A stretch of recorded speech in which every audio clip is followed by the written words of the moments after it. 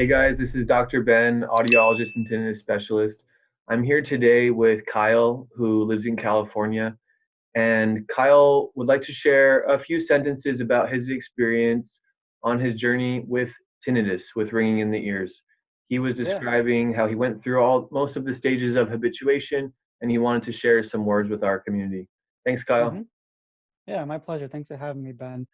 So to lay some groundwork, I've had tinnitus for about 8 years, and I contracted it through a combination of stress and intense and frequent EMF exposure. And it was really scary at first.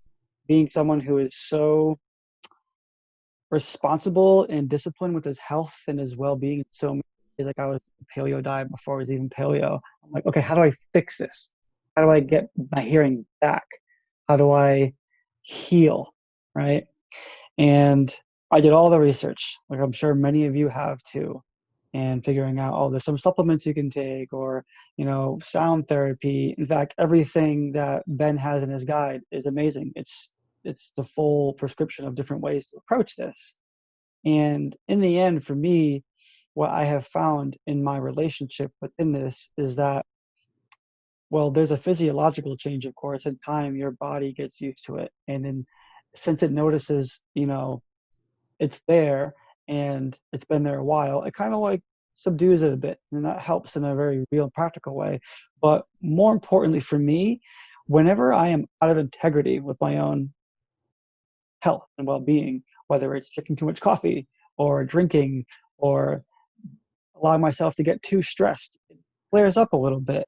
Mm. And sometimes it's easy to tell stories that, like, oh, I'm fine, or that wasn't too much, or this wasn't too much. Well, now I know because my tinnitus flares up and says, hey, you're out of alignment, you're stressed out, you drank too much, you had too much coffee, you're not sleeping enough. And it kind of brings me back to center. So at this point, 8 years later, I have a really healthy relationship with it.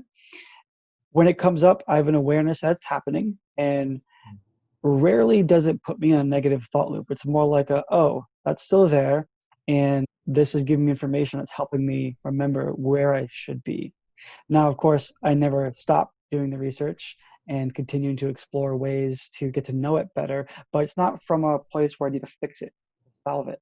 It's more from a place of curiosity, which brought me into conversation with Ben here.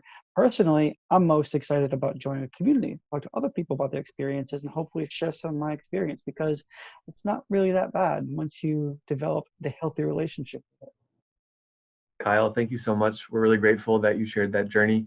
And we know it's going to give some light and share a positive success story for someone who's on the beginning of their tinnitus journey. So thanks so much. And we're talking to Kyle from California. Thanks for jumping on this call. You got it. Talk My to you later, pleasure. guys.